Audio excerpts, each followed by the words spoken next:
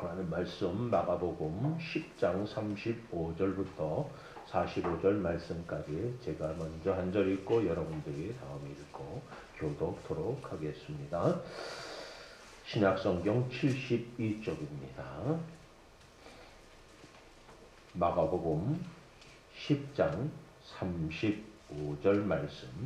세베대의 아들 야고보와 요한이 주께 나와 여짜오되 선생님이여 무엇이든지 우리의 구하는 바를 우리에게 하여 주시기를 원하옵나이다.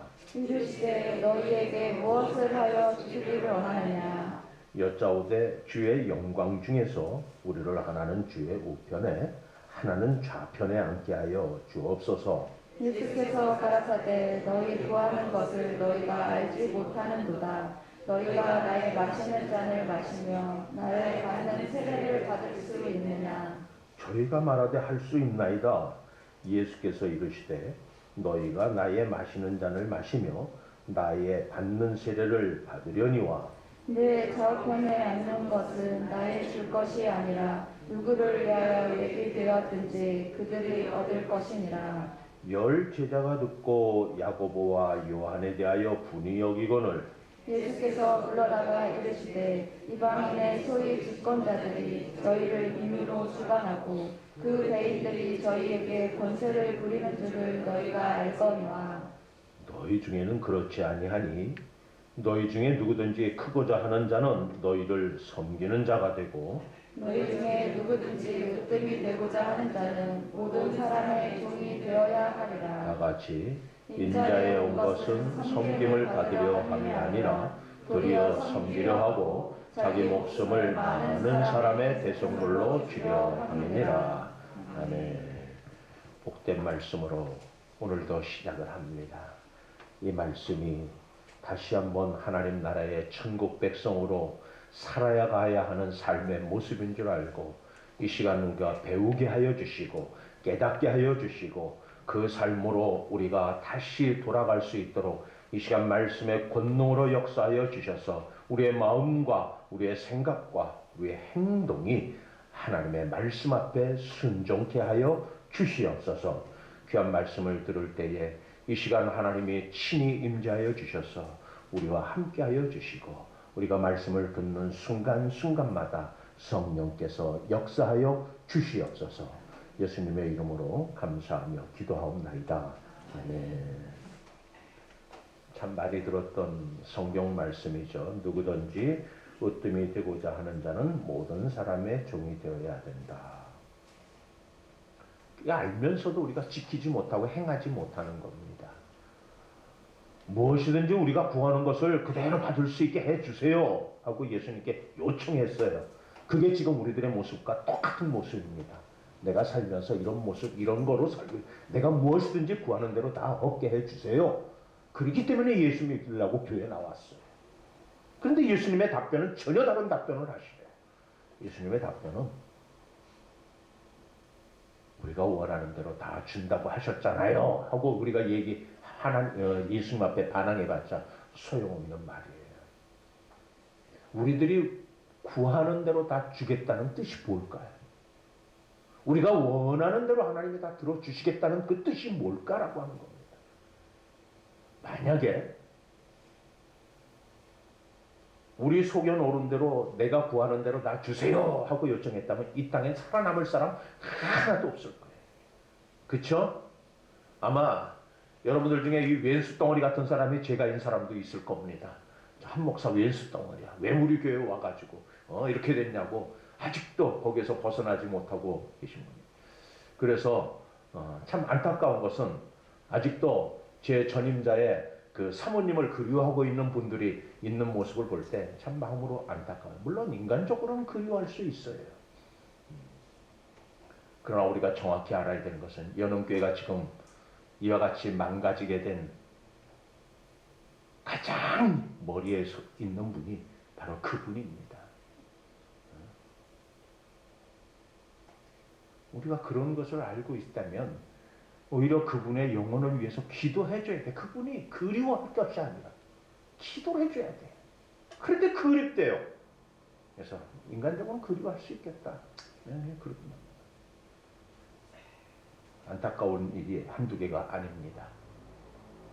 자, 부활을 누구든지 다 부활되기를 원해요. 영원히 살기를 원하고, 그럼 부활은 꼭 우리가 죽어서만 다시 사는 것이 부활이냐? 여러 차례 말씀드렸어요. 꼭 그런 것은 아니다.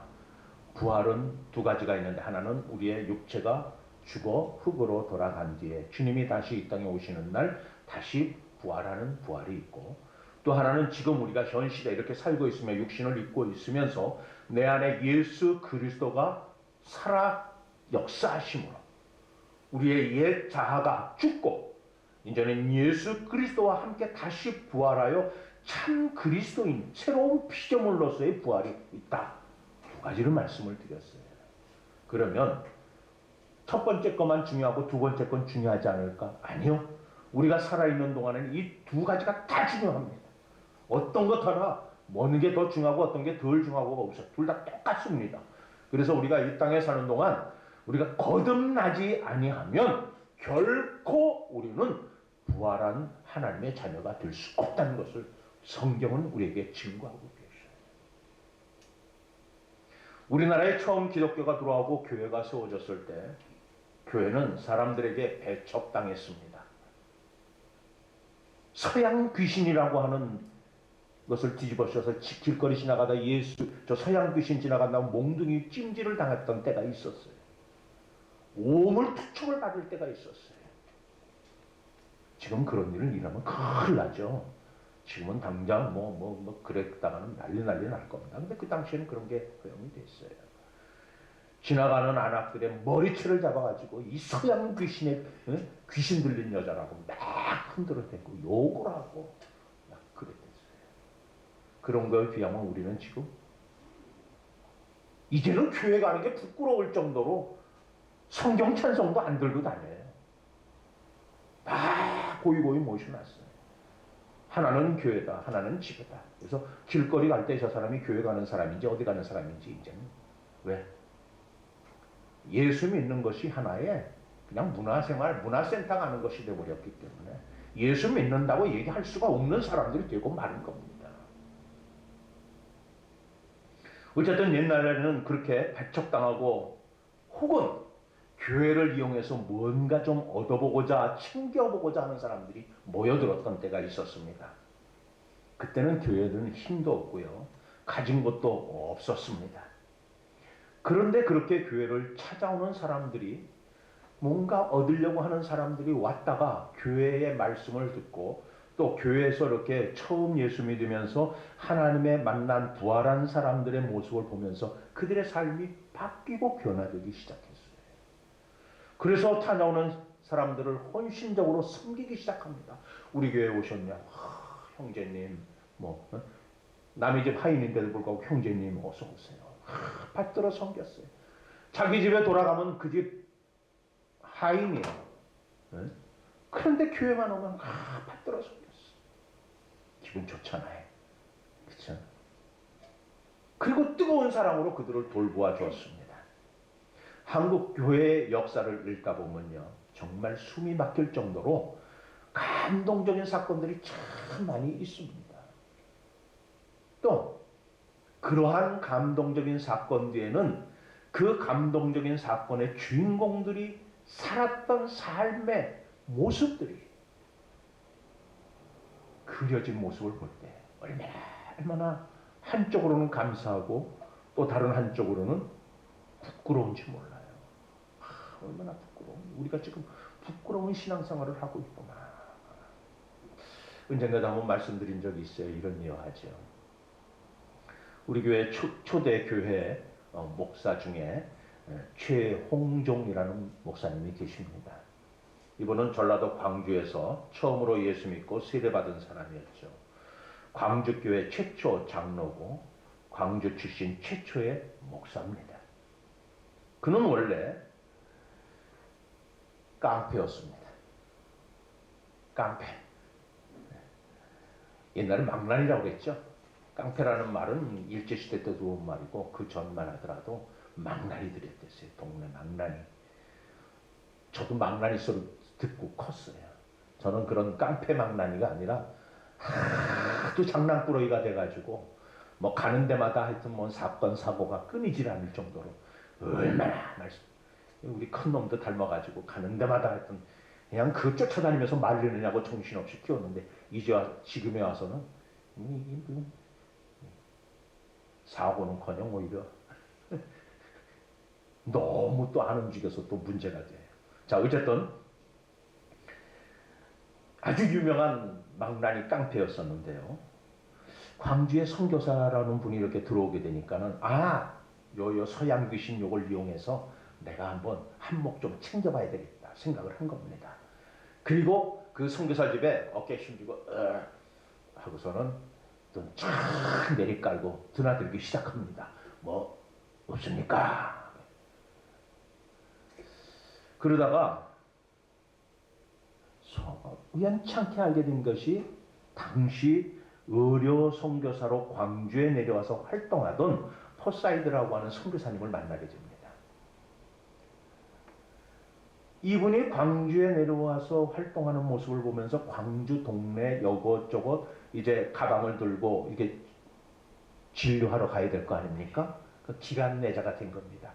나귀에 태우고 나귀 꽃비를 잡고 터덜터덜.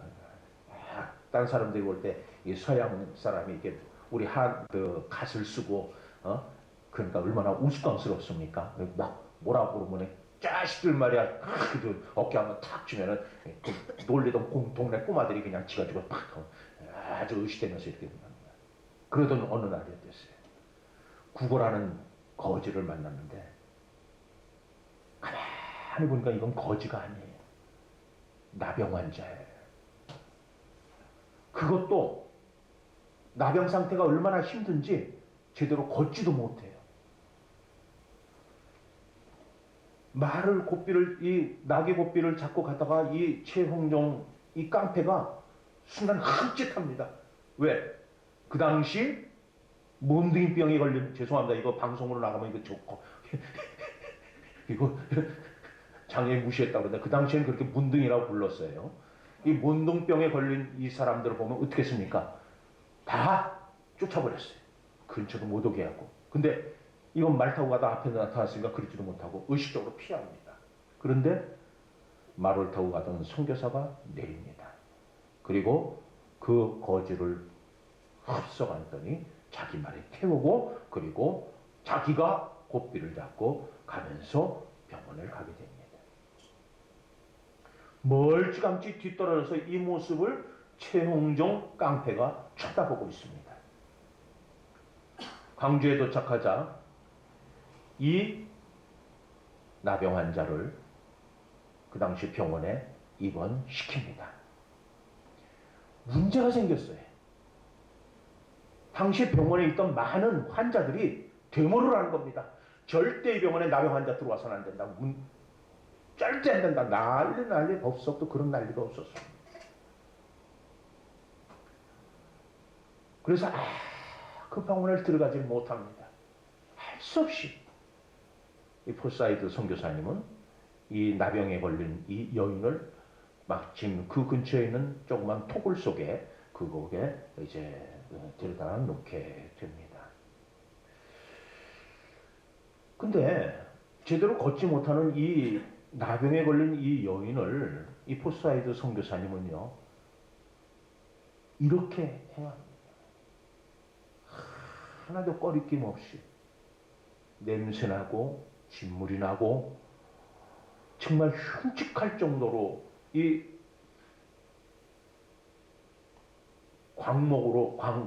광목이라고 그랬죠? 옛날 그 광목 맞죠? 광목으로 이렇게 다 막 칭칭 동여맨 그게 다 젖어가지고 진물이 이렇게 흠뻑 되어 있는데 그럼에도 불구하고 모든 과정을 번쩍번쩍 안아서 이렇게 하는 모습을 최홍종 깡패가 보게 됩니다. 그러던 중 이 나병 환자가 들고 있었던 조그만 나무 지팡이를 놓치게 돼요. 그러자서 요거 좀 집어달라고 안고 가면서 요거 좀 집어갖고 오라고 이렇게 부탁을 합니다.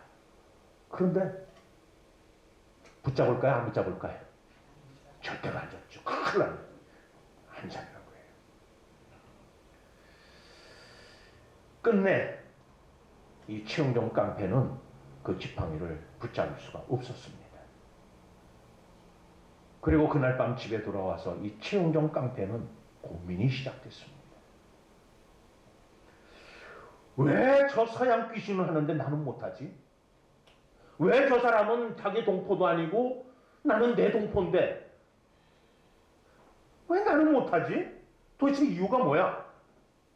어떻게 그런 마치 자기 자식, 자기 부모 대하듯이 그렇게 정성스럽게 혹시라도 자기가 안을 때 문제가 생길까봐, 아플까봐, 어떤 일이 생길까봐 그렇게 사뿐하게 앉아서 그렇게 안아가지고 있었나?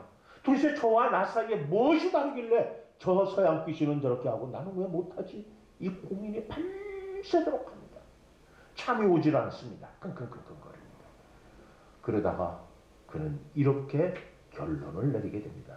아, 저 서양 귀신이 믿는 저게 뭔지 저게 답인 것 같다. 저가 예수를 믿는다고 했는데 예수 믿는 것은 바로 그렇게 사는 것인가 보다. 예수 믿는 거는 저렇게 사는 거구나. 이걸 알았다는 겁니다. 최홍종 이 깡패가 드디어 예수를 만나게 됩니다. 예수를 영접하고 나니까는 옛자는 예수와 함께 죽었고 예수와 함께 다시 부활한 최홍종이라고 하는 이 인물은 나중에 무등산 골짜기에 집을 짓고 나병 환자들과 함께 살면서 그들을 치료받도록 모든 최선을 다해서 헌신하는 사람이 됩니다. 이것이 우리 한국 최초의 나병 전문 요양원인 광주 나병원이고 이것이 나중에 여수 애양원으로 발전하게 된 겁니다. 최홍종 이 한 분이 예수를 만나 부활함으로 인해서 우리나라의 수많은 나병 환자들이 치료받는 기적이 일어난 겁니다. 다 터부시하고 지금 아마 우리 가운데 여기 좀 나병 환자고 그래서 이렇게 들어오면 여러분들 어떻게 할까요? 앉아있다 말고 응? 연기 잘하죠? 아마 그럴 겁니다. 다 징그러워하고 혹시 나에게 저 나병이 옮겨질까봐 두려운 마음들이 다 생길 겁니다. 이런 일로 인해서 한국교회는 한국 백성들의 마음을 파고들어 그래서 섬기는 교회로서 소문이 나기 시작했고 크게 환영을 받게 됩니다. 지금은 그 당시와 비교해서 한국 교회가 비교할 수 없을 정도로 커졌습니다. 교인 수도 많아지고 재산 가치도 많아졌고 사회적인 영향력도 이제는 상당히 세졌습니다. 쉽게 해서 교회가 힘이 세진 겁니다.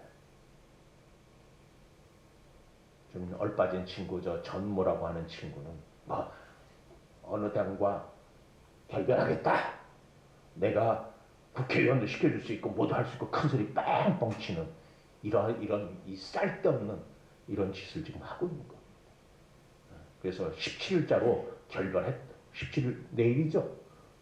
내일자로 결별하겠다고 통보를 한 것 같아요. 통보를 하든지 말든지 주제를 몰라요. 주제가 뭡니까? 목사예요. 목사가 왜 정당 정치에 끼어들어가지고 그렇게 쓸데없는 자기가 자기가 서명해주면 뭐 누구도 만들어줄 수 있고 뭐 할 수 있고 뭔가 참 착각한 것 같아요. 힘이 세졌다는 겁니다. 뭔가 다른 사람이 없는 자기만의 힘이 있다는 겁니다. 그런 면에서 봤을 때 지금 한국교회는 섬기는 교회가 맞을까요? 선교 초기에 가진 것 없어도 자기가 갖고 있는 것을 아낌없이 심지어 자기 생명까지 바쳐가면서 섬기던 그 모습 지금 한국교회가 보여지고 있을까요? 베드로 말처럼 은과 금은 내게 없지만 예수의 이름으로 섬기는 교회로 남아있는 교회가 몇이나 있을까요? 세상 사람들이 보기에는 은은 있고 금은 가지고 있는데 나사렛 예수의 이름은 찾아볼 수 없는 교회들이 많아졌죠.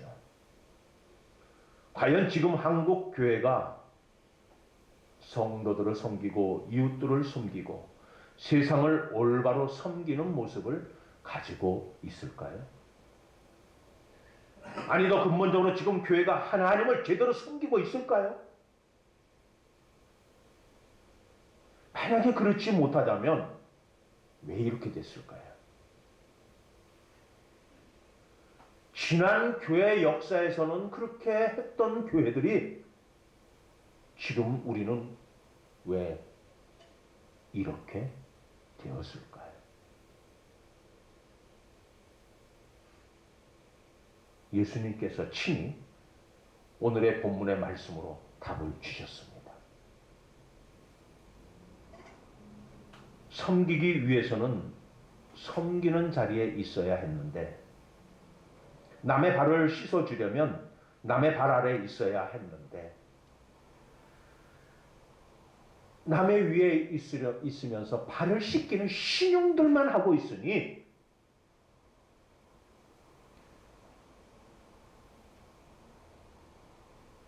어떻게 그걸 섬기는 자라고 얘기합니까? 명지대학교에서 해마다 하던 행사가 있었죠. 교수가 학생들의 발을 씻겨줍니다. 교회에서도 그런 행사가 있었죠. 목사가, 장로가 성도들의 발을 씻겨줍니다. 그런 행사로, 그런 의식으로 그게 섬기는 모습이 아니에요. 근데 우리는 그걸 섬기는 착각하고 살아왔어요. 아, 나는 섬기고 있다고. 우리 교회는 섬기는 교회라고.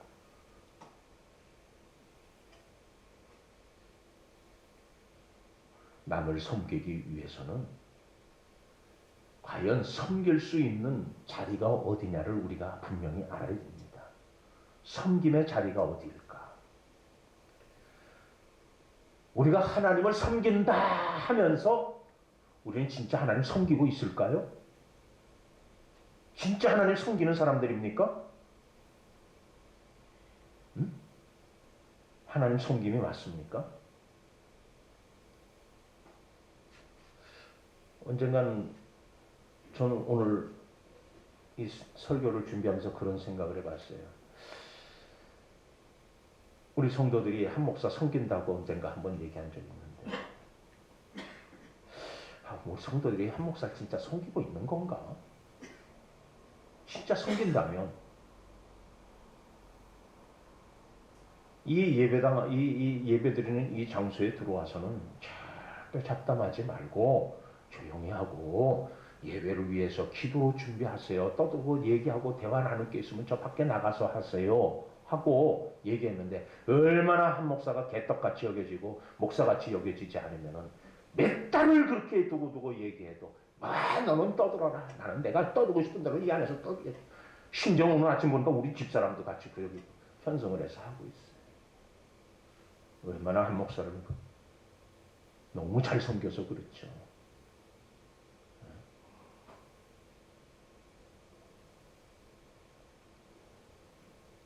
교만한 사람, 건방진 사람, 자기 우월주의자는 남을 섬길 수가 없습니다. 그 말에 순종하지도 않을 뿐더러 절대로 자기 속에 모른 대로 행하지 그 말을 따라가지 않아요. 왜냐하면 섬기는 자리에 있지 않기 때문입니다. 교회가 약하고 힘이 없을 때는 일부러 그렇게 하려고 하지 않아도 섬기는 자리에 있었기 때문에 섬기는 일이 자연스럽고 당연한 것이었댔어요. 근데 이제는 교회가 힘이 생겼어요. 교인들이 힘이 생겼어요. 그래서 이제는 섬긴다는 것은 맨 옛날 이야기지 지금은 섬기는 사람들이 없어요. 힘이 세지고 높아지고 부유해지니까 남보다 윗자리에 앉으려고 그러고 서게 되고 자연스럽게 섬기는 능력을 잃어버리게 된 것입니다. 일부러 섬기는 자리에 그래서 가지 않으면 섬길 수 없는 지경이 되고 말았습니다. 섬기기 위해서는 섬기는 자리에 있어야 하는데, 섬기는 자리에 있으려면 겸손해야 하는데, 낮아져야 하는데, 약해져야 되는데, 우리는 결코 그런 자리에 있지 않다는 겁니다. 오늘 마가복음 본문의 말씀이 바로 그런 뜻입니다. 43절과 45절에서 주님은 이렇게 말씀하셨습니다. 너희 가운데서 누구든지 위대하고자 하는 사람은 너희를 섬기는 사람이 되어야 하고, 너희 가운데서 누구든지 으뜸이 되고자 하는 사람은 모든 사람의 종이 되어야 한다. 인자는 섬김을 받으려 온 것이 아니라 섬기러 왔으며 많은 사람을 구원하기 위하여 치를 몸값으로 자기 목숨을 내주러 왔다. 이거는 새번역에 우리가 좀 이해하기 쉽게 이렇게 번역을 해놓은 말씀입니다. 예수님이 친히 섬기러 오셨다는 말씀은 나를 섬기기 위해서, 우리를 섬기기 위해서는 여기까지 오셨어야만 했다는 말씀이에요. 우리 가운데 오셔야만 됐다는 말씀이에요. 우리를 창조하신 만왕의 왕이시고 온 우주 만물의 신이라고 섬긴다고 하는 우리가 얼마나 하나님을 개떡같이 여겼으면 하나님께서 여기까지 오셔야 되는 일이 생기버린 거예요. 그러면서 우리는 예수 믿는다고 착각하고 있어요. 예수를 믿는 게 아니라 예수를 부리는 사람들이죠. 네? 우리는 주인이고 예수님은 종이 되어버렸어요. 그런데도 우리는 예수 믿는다고 그러고 착각하고 살고 있어요.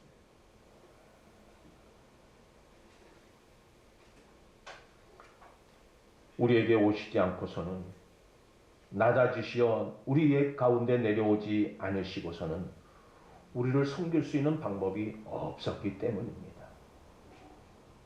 이 일에 대해서 사도 바울은 빌립보서 2장 5절에서 8절 말씀을 통해서 이렇게 우리에게 설명해 주고 있습니다. 너희 안에 이 마음을 품으라. 곧 그리스도 예수의 마음이니. 우리가 섬기지 못하는 이유가 뭡니까? 예수의 마음이 없다는 겁니다. 예수의 마음이 있어야지만 섬길 수 있는데, 우리가 섬기지 못하는 건 예수의 마음에 우리하고는 상관이 없다는 거예요. 그는 근본 하나님의 본체신 하나님과 동등됨을 취할 것으로 여기지 아니하시고, 하나님이신데 하나님과 동격으로 있지 아니하시고 오히려 자기를 비웠대. 다 털어냈다는 겁니다. 종의 형체를 가져 사람들과 같이 되었고 우리 가운데 왔다는 거예요. 우리와 똑같은 만들어 놓은, 쉽게 얘기해서 이겁니다. 이렇게 꽃꽂이를 해놨어요. 꽃꽂이가 같이 되고 우리가 얼마든지 부셔버릴 수 있어요. 다 뽑아버릴 수 있어요. 그런데 이건 무생물입니다. 생물은 생물이지만 어쨌든 우리가 이렇게 꽃이 되어버렸다는 겁니다. 내가 만드는 작품이 아니라 꽃이 되어졌다는 게 우리가 우리 가운데 왔다는 거예요. 그렇게 사람의 모양으로 나타나셨음에 자기를 낮추시고 죽기까지 복종하셨어요. 하나님이 친히 죽으셨어요. 왜? 내 죄값을 치러주기 위해서, 나를 섬기기 위해서 그 십자가에 죽으시니라. 세 번역으로 한번 읽어드릴게요. 여러분 안에 이 마음을 품으세요. 그것은 곧 그리스도 예수의 마음이기도 합니다. 그는 하나님의 모습을 지니셨으나 하나님과 동등됨을 당연하게 생각지 아니하시고 오히려 자기를 비워 종의 모습을 취하셨고 사람과 같이 계셨습니다. 그는 사람의 모양으로 나타나셔서 자기를 낮추시고 죽기까지 순종하셨으니 곧 십자가에 죽기까지 하셨습니다. 예수께서는 우리를 섬기기 위해서 스스로 낮아지시고 종이 되셨다는 거예요. 이것이 예수와 함께 죽고 예수와 함께 부활한 사람의 삶을 예수님께서 우리에게 보여주신 거예요. 증인이 되고 증거가 되어 주신 겁니다.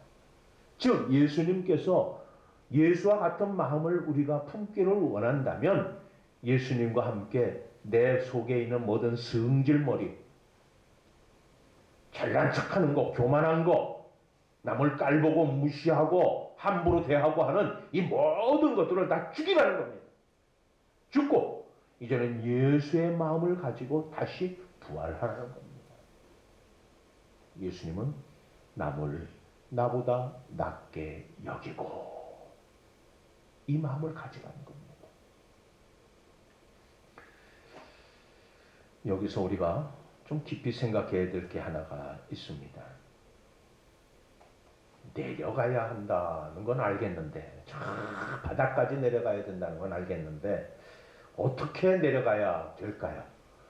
엘베를 타고 내려갈 수도 없고, 네? KTX를 타고 부산으로 내려갈 수도 없고, 갱도를 지하 600m, 700m에서 우리나라 석탄 캐내는 데가 갱도 600m라죠.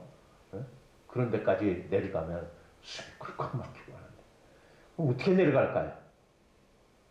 여기 우리 교회 마당에다 구멍 하나 파고 줄 타고 내려갈까요? 어떻게 내려갈까요?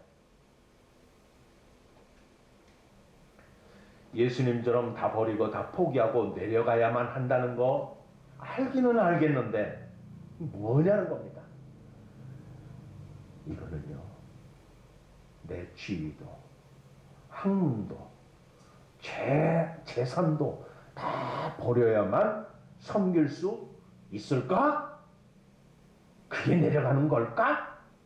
바로 그거에 대한 질문입니다. 지위도, 명예도, 명성도, 재산도 다 버리고 포기하라는 건가? 많은 사람들은 그렇게 이해를 해요. 아니요. 꼭 자기가 가진 모든 것을 다 버리고 포기해야만 남을 섬길 수 있는 것은 아니라는 겁니다. 섬기는 자리에 가더라도 지금 내가 가지고, 내가 소유하고, 내가 가지고 명예라든가 명성이라든가 이런 것을 가지고, 그걸로 그런 것으로 그러한 명성과 지위와 재물을 가지고 남을 섬길 수 있다는 겁니다. 그걸 말하는 거예요. 중요한 건 내가 섬기는 자리로 내려갈 수 있느냐는 거예요. 내려갈 수 있느냐는 거예요. 응? 과연 그럴 수 있느냐는 거예요.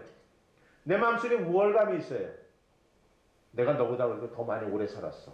내가 경험도 있고, 내가 나이가 몇 살인데. 우리 한국 사회에 지금 이 MK가 맞죠? MX 세대? MK 세대? 자, 저도 자꾸 헷갈리는데. 어떤 젊은 세대하고 나이 든 세대하고 자꾸 부딪히는 게 뭡니까? 자식 말에 나이 갖고 덤빈다는 거예요. 자식 나이도 어린 자식이 하고. 이것 때문에 요즘 젊은이들 뭐랄까? 나이 먹었으면 나이 먹은 값 하세요. 싸움이 안 끝나요. 싸움이 안 끝나요. 그럼 도대체 뭘 포기하라는 걸까요? 내가 다른 사람들 위에 있다고 하는, 내가 좀 더 낫다고 하는 우월감, 우월의식. 그래서 다른 사람들을 나보다 좀 이렇게, 내가 너무 당신보다 많이 배웠어. 나 학벌 있어. 나 재산이 있어. 나 가문이 이런 가문이야. 네? 이런 것들. 우리 지금 한국의 정치꾼들의 그 집안들의 그 몰락들을 지금 보고 있죠. 네? 왜 그렇습니까? 우리 집안이 니들 집안보다 우리 집은 교수 집안이야. 우리 집은 장관 집안이야. 국회의원 집안이야. 네? 대통령 집안이야. 이런 것들로 인해서 국민들을 우습게 여기고 함부로 대하고 하는 이런 것들. 그 자녀들이 나가서 지금 온갖 해괴망측한 짓들을 행하고 있는 것. 왜 그렇습니까? 우월의식에 꽉 차 있어요. 우월의식에. 그런데 이런 것들이 교회 안에도 팽배해 있다는 겁니다. 싸봤자 맨날 도토리 키재기인데도 불구하고 교회 안에서 맨날 네?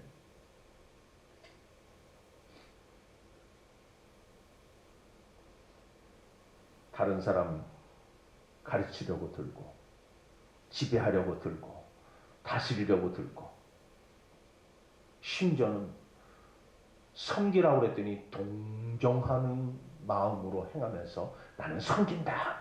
여러분, 동정과 섬김은 다른 겁니다. 전혀 다른 겁니다.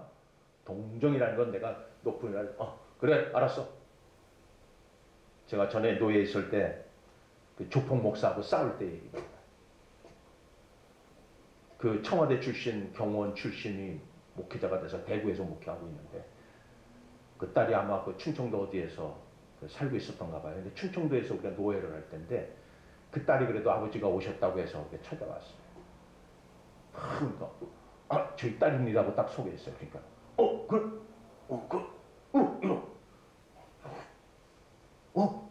차비해.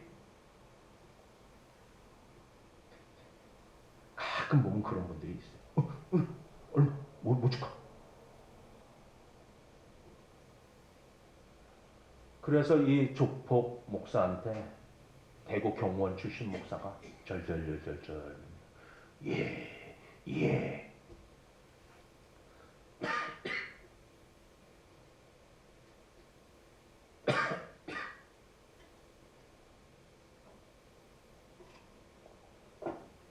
데려다 놓고 아주 혼을 내버렸어요. 저보다 한 살 위인데 무술인의 존심에 무참하게 만들지 마셔. 당신도 무술했고 나도 무술했고 무술인의 자존심이 있지. 돈 몇 푼 앞에 그런 굴욕적인 태도를 보이냐고. 안타까운 것은요, 저도 말씀을 가지고 했더라면 참 좋았는데 순간적으로 화가 나가지고 우리가 다른 사람을 동정해서 자비를 베풀려고 하는 건 섬기는 자의 모습이 아닙니다. 내가 내 전 재산을 불쌍한 사람을 위해서 쓰라고 기부한다고 해도 그것만 가지고 섬긴다고 말할 수 없다는 겁니다. 중요한 것은 섬기는 자리로 지금 내가 가 있느냐는 겁니다. 섬기는 그 위치에 내가 있느냐는 거예요. 내 자리를 지키겠다고 내 자리에 버티고 있어서는 섬길 수 없습니다. 내가 섬겨야 할 그 사람이 있는 곳 그 자리로 내려가야만 섬길 수 있다는 것을 다시 한번 여러분들 생각해 보시기를 바랍니다. 이 모습을 사도 바울은 우리에게 잘 보여주고 있어요. 사도 바울은 예수를 믿은 이후로 이방인 선교에 일생을 바친 사람입니다. 반면에 바울이 이전에 몸담고 있었던 유대교라는 데는 선교라는 것은 아예 없어요. 그들은 선교하지 않아요. 이렇게 그들은 이해한다. 성경에 나타난 그대로입니다. 하나님 섬길래? 그럼 너 이리 와. 우리 가운데 들어와. 유대인으로 개종해. 그리고 나서 귀화하고 그때서 하나님 믿어. 근데 바울은 그렇게 하지 않았어요. 자신들이 개처럼 여기는 이방인들에게 찾아가서 그들을 만나서 복음을 전하고 그들을 섬기는 모습으로 받드는 모습으로 사도 바울은 복음을 전했다는 겁니다. 바울은 입버릇처럼 말하기를 자기는 자기가 가졌던 모든 것, 즉 부와 명예와 명성들을 마치 배설물처럼 생각하기에 그런 것 다 버리고 내려가서 이방인들을 찾아다녔습니다. 그들에게 복음을 전하는 것이 그래서 그는 자랑이라고 말하고 있습니다. 유대인의 자리에서 내려와서 이방인의 자리로 찾아가서 그들에게 복음을 전하는 것, 이게 바로 섬기는 겁니다. 당시 유대인들의 사고방식은 무엇이냐? 자기들만이 하나님의 택한 선민의식이 꽉 차 있어요. 우리가 최고야. 우리는 하나님 앞에 하나님하고 직접 통하는 사람들이야. 그래서 하나님 모르는 저 백성들은 너희들은 개, 멍멍이. 근데 요즘 멍멍이들의 지위가 올라갔어요. 그쵸? 멍멍이들의 지위가 주인하고 같아져 버렸어요. 이제 집에서 같이 먹고 싸고 오히려 더 받들고 대단해졌어요. 개들의 위치도 한 방에서 같이 채우고 침대에서 채우기도 하고 참 개판인 세상이 돼가는 것 같아가지고 그런데 섬김은요, 내가 잘나서 못난 사람에게 동정을 베풀고 은혜를 베푸는 게 절대 아닙니다. 그건 예수님이 우리에게 보여주신 모습도 절대로 아니고요. 우리에게 절대로 가르쳐 주신 적이 없습니다. 예수님이 가르쳐 주신 섬김은 오늘 말씀처럼 종이 되라는 겁니다. 섬기는 자리로 내려가라는 겁니다. 섬기는 일을 하다 보면 가끔 속이 뒤집어지는 경우가 많이 있습니다. 내가 내 돈으로 내 시간 들여서 땀 흘려가며 섬기는데 고마워하기는커녕 오히려 판나라 콩나라 뭐 이렇게 해라 큰 소리치고 우리를 무시하고 함부로 대하는 사람들을 만나게 되면 내가 이 꼴 당하려고 이 짓을 하나 그런 생각을 하게 됩니다. 언젠가도 한번 말씀드렸어요. 신학생 때 뭐라고 그러죠? 이렇게 뇌 뭐 하여튼 그래서 이제 휠체어 타고 다니는 하구가 한 사람이 있었는데 거기에는 꼭 한 명이 보조로 따라 붙어서 모든 걸 다 수발을 드는 친구였었는데 어느 날 그 병이 나서 못 왔어요. 근데 학교까지는 왔는데 데려다 줄 사람이 아무도 없어요. 그래서 제가 자랑하는 거 아니니까 오해하지 마세요. 제가 자청했어요. 그 노원구에 살았어요. 노원구 주공아파트인데 그 주공아파트까지 데려와서 그 부모님한테 연락을 했었더니 부모님이 내려왔어요. 내려왔는데 이렇게 합니다. 아파트까지 밀고 올라가래. 갑자기 여기서 확 치는 거예요. 밀고 올라가래. 여기까지 주차장까지 왔으니까 여기서부터는 당신들이 데리고 가야죠. 왜 내가 끌고 올라가? 내가 왜 밀고 올라가? 이 생각이 확 치는 거예요.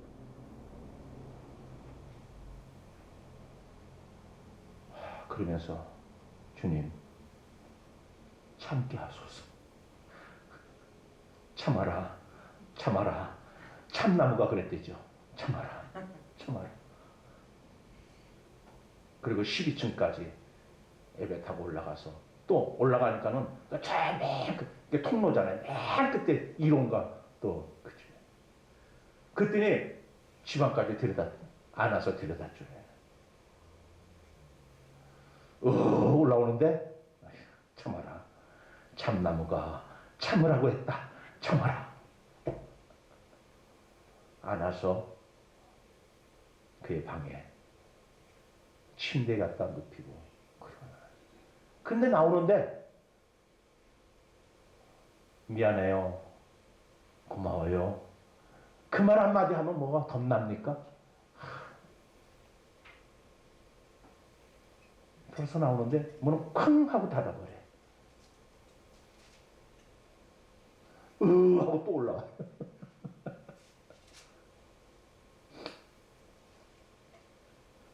하지만 참고 또 참고 또 꼭 참는 게 그게 섬기는 거라고 주님이 말씀하셨어요. 예수님은 오죽하셨습니까? 그냥 확 집어치우고 당장 뒤집어버리고 싶은 생각을 안 하셨을까요? 하지만 섬김은 그런 것까지도 포함하는 겁니다. 나 좋으라고 하고 나 편하려고 하고 나 대접받으려고 하는 것이 아니기 때문입니다. 섬김은 섬기는 자리에 섬기는 사람이 됩니다. 섬기는 일을 꼭 지역사회나 국가 또는 외국을 위해서 하는 것만이 아닙니다. 우리 성도들끼리라도 좀 서로 돕고 사랑하며 섬기는 일이 우리 교회 안에 좀 풍성하게 일어났으면 좋겠습니다. 아멘. 우리들끼리 서로 무시하고 말 함부로 하고 그러지 말고 걔는 어때서 그래? 걔는 뭐야? 아무리 여러분들이 20년, 40년, 50년을 같이 하는데 쟤가 뭐예요? 쟤가 우리에게는 주님이 주신 귀한 직분이 있어요. 쟤가 아니라 집사님, 권사님이에요. 언제까지 쟤 다 타버려갖고 남은 쟤가 아니에요. 제발 좀 그러지 마세요. 우리끼리 좀 존중 좀 해봐요. 우리끼리 존중하는데 세상 사람들이 우리를 존중하겠습니까? 응? 우리끼리 조차도 우리끼리 무시하고 함부로 대하는데 세상 사람들이 우리를 어떻게 보겠어요? 응?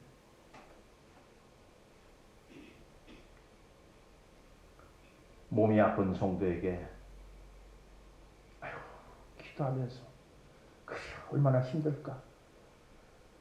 여러분들이 집에서 만들던 반찬 조금만 더 만들어서 반찬 하나 갖다 주는 것도 섬기는 거예요. 네? 마음이 아픈 성도를 위해서 전화 한 통화해서 얼마나 힘드냐고. 응? 집사님, 권사님, 내가 많이 기도는 하지 못하지만 그래도 기억날 때마다 기도할게. 힘내셔. 이건 아프다고 그러는데도 전화 한 통화 없고 도대체 무슨 놈의 교회가, 응? 인정머리가 이렇게 없는 교회가 있는지. 응?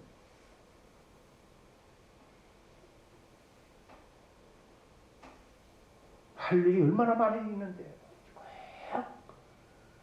돈 갖고 찾아가고 선물 사가지고 가서 섬기라는 게 아니에요. 왜 전화 안 할까요? 왜 방문하지 않을까요? 내가 너보다 또 하나 왼수 덩어리니까. 왼수 덩어리니까.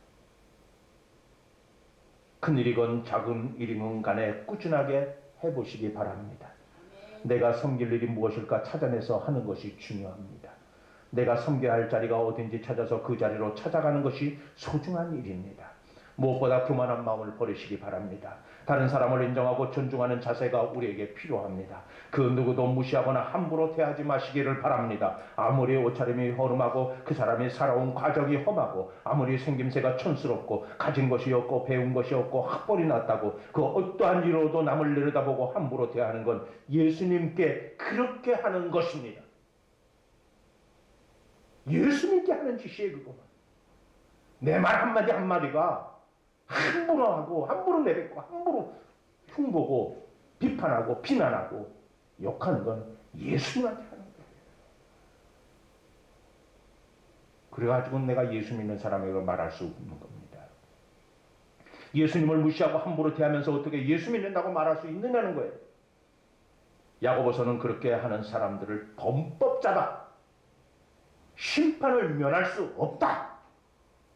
야고보는 아주 단호하게 매서울 만큼 정을 뚝뚝 떨어질 정도로 우리에게 그렇게 말했어요. 옆에 있는 성도 함부로 대하지 말라는 겁니다. 심판 대상자가 된다고.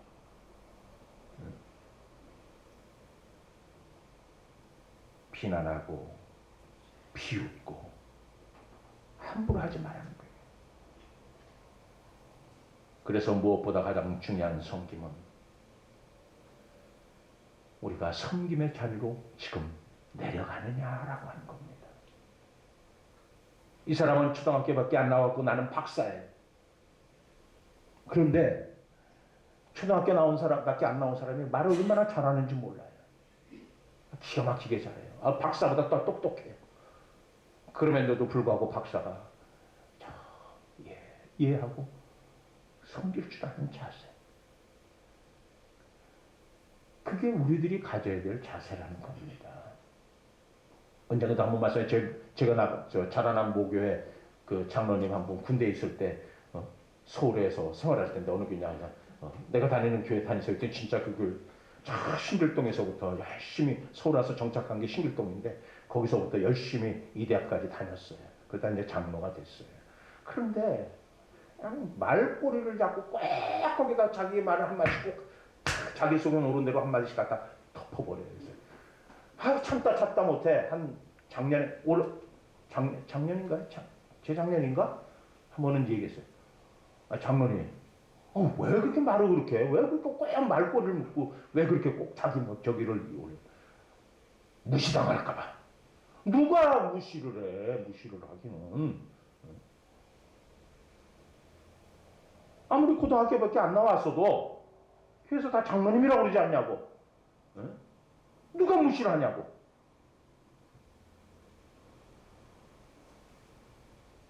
섬김의 자리로 가지 못한 모습이에요. 자꾸 뭔가 장로니까 대접을 받으려고 하고 목사니까 대접을 받으려고 하니까 애매하고 옛날 무슨 양반이에요? 애매하게? 목사가 무슨 대단히 무슨 저기 한 자리입니까? 아니요. 여러분들하고 같이 친근해지고 싶어도 여러분들이 자꾸 뭔가 목사하고 자기랑 당신하고 자꾸 뭔가 간격을 자꾸 만드셔야 돼요. 만들지 마세요. 어려워하지 마세요. 언제든지 여러분들이 힘들 때 같이 힘들어할 수 있고 울을 때 같이 울 수 있고.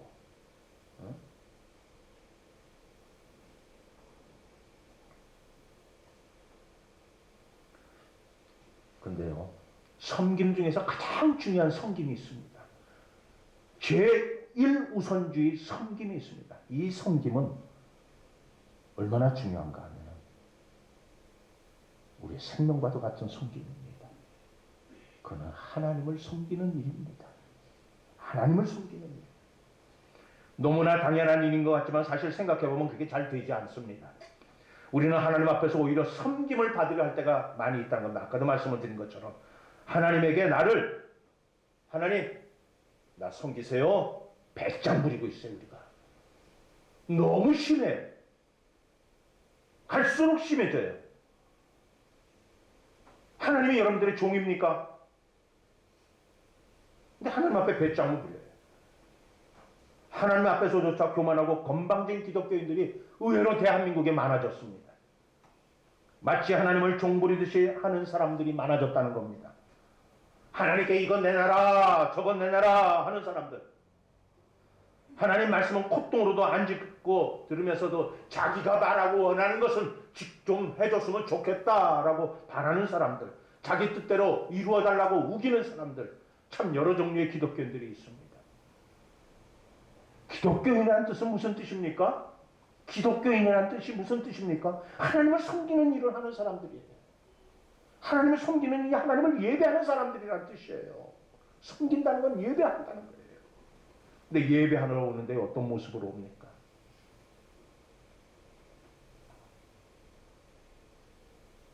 언젠가 한번 저하고 친한 분이 한번 우리 교회를 방문하고 나서 그런 얘기를 합니다. 깜짝 놀랐다고. 외국에서는 지금도 예배 드리러 갈 때 다 복장을 갖추고 정말 내가 오늘은 주님과 같이 결혼식 하는 날이라고 하는 생각을 가지고 하나님 앞에 그렇게 나오는데 한국 교회에 와서 보니까는 그 모습이 하나도 안 보인다고.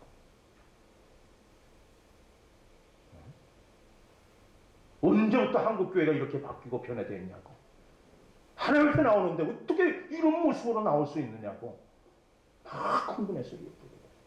얼마나 하나님을 우습게 여기면, 얼마나 하나님을 하나님같이 여기질 않았기에.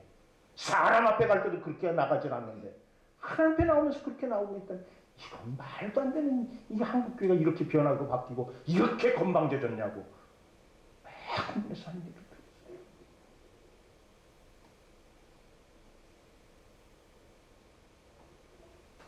하나님을 섬기는 게 아니라 하나님이 나를 섬기고 있어요. 섬겨달라는 거예요. 내가 어떤 짓을 하든지 간에 하나님, 나 이런 사람인 줄 알고 하나님 나 알아서 대접해. 이러한 모습이 오늘날 우리가 갖고 있다는 겁니다.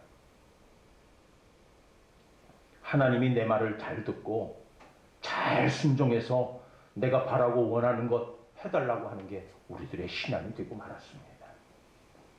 그래서 내가 마음에 들어야지만 예배 나오고, 내가 마음에 들어야지만 설교 듣고, 내가 마음에 들어야지만 신방받고, 내가 마음에 들어야지만 하나님의 일을 하고, 내가 마음에 들어야지만 이것저것 하는, 하나님을 자기 종부리듯이 부리는 교회들이 되고 말하는 겁니다.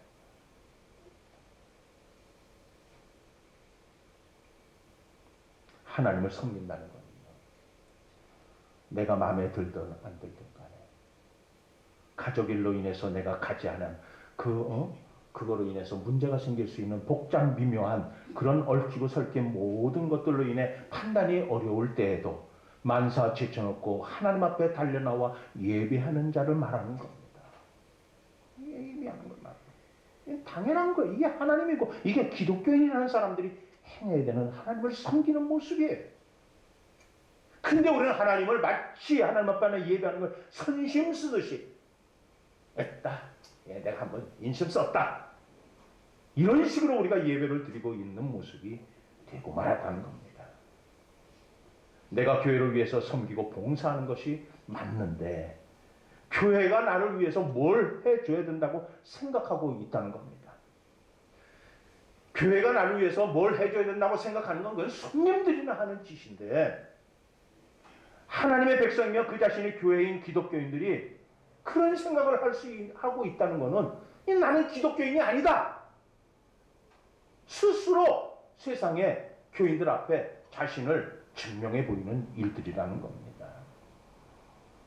우리들 중에 아직도 누가 나를 챙겨주고 섬겨 주어야 한다고 생각하는 분이 계시다면 크게 오해하고 있는 정도가 아니라 그런 사람은 하나님이 누구신지, 왜 예수 그리스도가 십자가에 달려서 돌아가셔야 했는지도 전혀 모르는 세상 사람과 똑같은 사람입니다. 그저 입으로만 예, 아멘 하고 있을 뿐이지, 입으로만 성경 지식을 줄줄줄줄줄, 입으로만 성경 암송해서 줄줄줄줄 하고 있을 뿐이지, 그 속 사람은 하나님하고는 전혀 상관이 없는 사람이에요.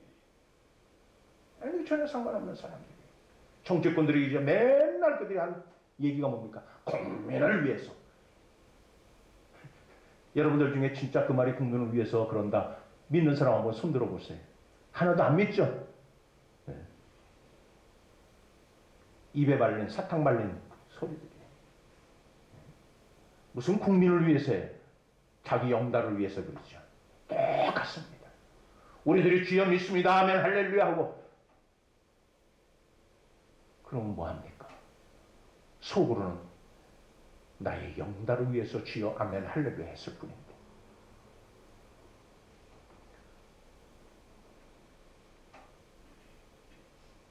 누가복음 17장 7절에서 10절에 그러한 모습을 이렇게 예수님께서 묘사하고 있습니다. 잘 들어보시기 바랍니다.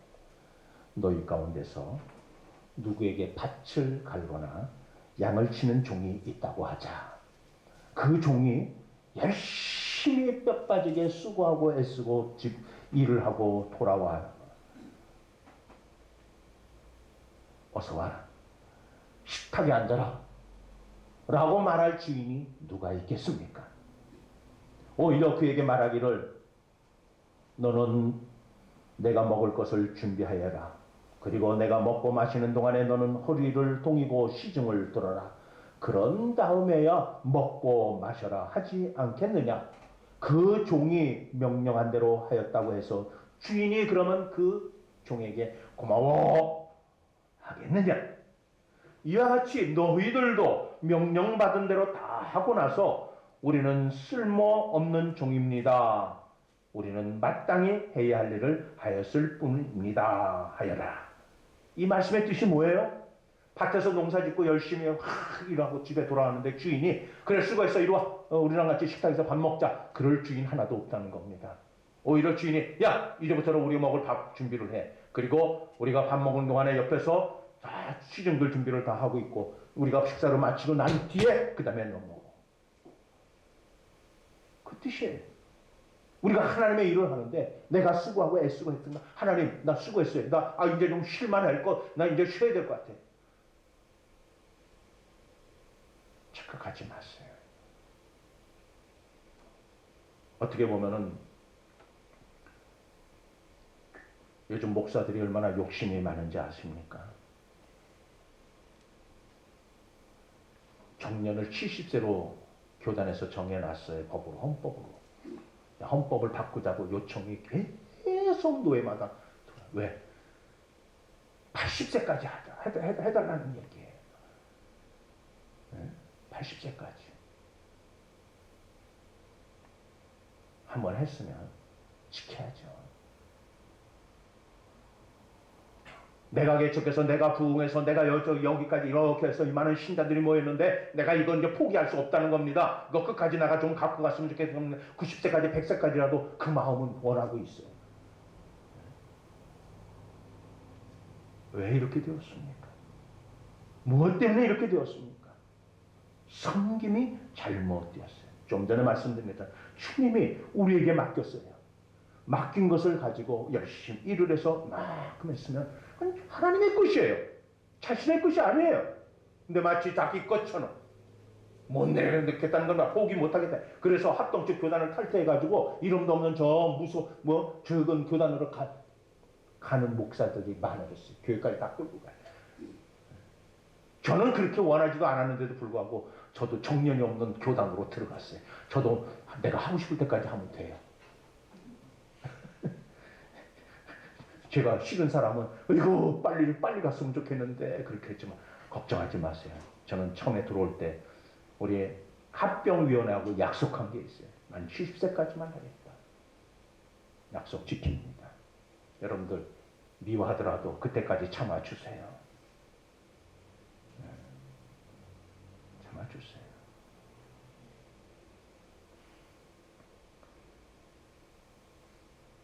섬김을 받은 것이 아니라 우리는 섬기라고 하나님께서 우리를 불러주셨다는 것을 잊지 말라는 말씀이에요. 우리는 섬기라고 하나님이 불러주신 거예요. 내가 섬김 받으려고 하는 게 아니라. 그런데 우리는 교회 안에서 자꾸 대접을 받으려고 애를 써요. 교회 안에서 나는 이만큼 했으니까, 나는 이만큼 나이가 먹었으니까, 나는 그래도 이만한 공로가 있으니까 대접받으려고 하는 거 버리시기 바랍니다. 버리세요.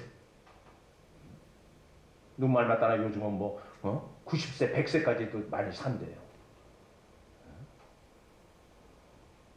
90세, 100세 됐는데 나 힘없어. 뭐 했어? 오히려 90이 넘어가신 분들이 더 쨍쨍하게 뭐랬는데 나는 일할 수 있어. 내 나이가 어때서? 내 나이가 어때서? 그런데 교회 안에는 내 나이가 어때서? 나는 나이가 먹었어. 나는 늙었어. 난 힘없어. 나는 못해. 이게 유행어가 돼버렸어요. 교회 안에서. 세상은 내 나이가 어때서 하고 막 난리가 났는데 언제부터 교회 안에서는 전부 다 내 나이가 이제는 죽을 나이야. 절대 그러지 마세요. 주님이 부르시는 그날까지 나는 주님의 은혜 안에 살면서 주님의 말씀 앞에 감사하며 주님이 이끌어 주시는 대로 주님이 내게 능력 주시고 주님이 내게 기운 주시고 내가 지금도 눈으로 보게 하시고 귀로 듣게 하시고 걷게 하시고 지금도 입술을 벌려 찬양케 하시고 고백케 하여 주시니 주님 내가 주님의 말씀을 땅끝까지 전하는 거 땅끝은 못 가지만은 그러나 내 주변에 있는 내 가족들을 위해서 열심히 기도하게 하시고 그들에게 본이 되게 하여 주시고 그들에게 말씀 전하는 주의 자녀가 되게 하여 주시옵소서. 기도하시기 바랍니다. 그럼 하나님이 역사하셔요. 성령께서 도와주셔요. 자꾸 내가 뭘 하려고 하니까 내 나이가 힘들어. 저기 다음부터는 우리 권사님 권사의 주제가 내 나이가 어때서를 좀 바꿔야 될 것 같아요. 바꿀까요?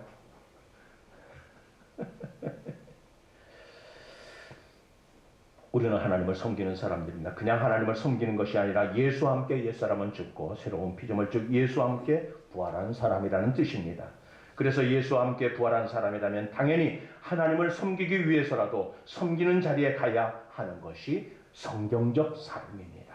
이 섬김의 모습은 하나님 앞에 나와야 하고 그 앞에 무릎 꿇어야 하는 것이고 예배에 빠짐없이 참석해야 되는 것이고 봉사하는 일이고 전도하는 일이고 헌금해야 하는 일입니다. 하나님이 하라고 하시기에 당연히 해야 하는 일이에요.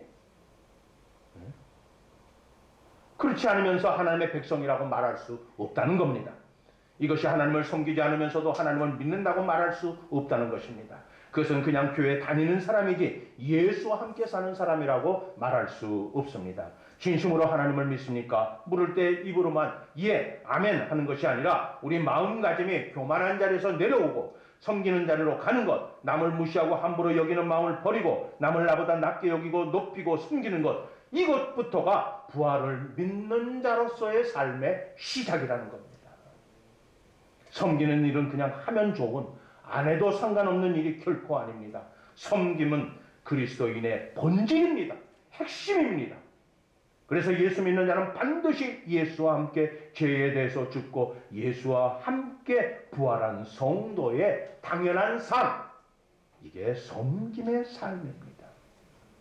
부활의 영원한 삶을 우리에게 주시기 위해 이 시간 우리 옆에서 함께 하시는 복된 진리입니다. 섬김은 예수 그리스도께서 우리에게 친히 나를 위해서 하신 일이에요. 또한 우리에게 그렇게 살라고 당부하신 예수님의 명령이며 부탁이기도 합니다. 부활절 달걀이나 받는 행사 혹은 특별 찬양이나 의식이 중요한 게 아닙니다. 우리 모두가 부활하신 예수님과 함께 섬기는 사람으로 다시 태어난 날이 되어야 합니다. 우리 모두가 진정한 그리스도인의 모습으로 또한 참된 교회의 모습으로 거듭나는 날들이 되면 좋겠습니다. 이왕에도 그렇게 해왔다면 이제는 사업이나 프로그램으로 하는 수동적으로 억지로 참여하는 섬김이 아니라 우리 자신이 예수와 함께 부활할 길에 항상 섬기는 사람이 되고 언제든지 섬기는 교회가 되는 놀라운 은혜의 역사가 우리 모두에게 일어나기를 주 예수 그리스도의 이름으로 선포하며 축복합니다. 기도하겠습니다. 우리 속에 꼭 숨겨져 있던 우리의 못난 모습들을 들춰보았습니다. 수많은 구종물들이 줄줄줄줄 따라 올라왔습니다. 이제는 이런 모든 것들이 예수 그리스도와 함께 죽고 이제부터는 주님 걸어가신 그 생명의 길을 따라가는 예수와 함께 다시 부활한 하나님의 자녀로 살아가기를 소망합니다. 주님, 우리의 마음속에 가득 찼던 우리가 바라고 원하던 모든 것들은 다 버리게 포기하게 하여 주시고 오직 예수 그리스도를 바라봄으로 인하여 주께서 우리에게 주신 영원한 생명의 주인공들로 이 땅에 사는 동안 세상 사람들이 힘들고 어려운 속에서도 우리는 기뻐하며 찬양하며 주님과 함께 통행하며 그 놀라운 생명의 길을 걷는 주의 자녀들이 다 되도록 성령이여 역사하여 주시옵소서. 예수님의 이름으로 감사하며 기도하옵나이다. 아멘. 찬송가 359장 하나님의 사랑하심과 성령님의 교통하심이 주님의 마음을 본받아 섬기기를 소망하며 주님 오시는 그날까지 섬김으로써 하나님께 영광과 찬송 돌리기를 소망하는 성도들의 머리와 여는교회에 저들의 가정과 직장과 사업과 학업과 저들의 주의 이름으로 준비하는 모든 계획 위에 지금부터 영원토록 함께 있을지어다. 아멘.